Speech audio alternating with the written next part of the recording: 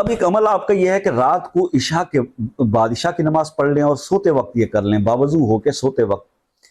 آپ باوضو کے 2 نفل پڑھ لیں اپنے کسی بھی مسئلے کے لیے جو آپ چاہتے ہیں حل ہو جائے، 2 نفل برائے حاجت پڑھیں۔ اس کے بعد 21 بار درود ابراہیمی پڑھیں، اللہم صلی علی محمد وعلی آل محمد کما صلیت علی ابراہیم وعلی آل ابراہیم انک حمید مجید،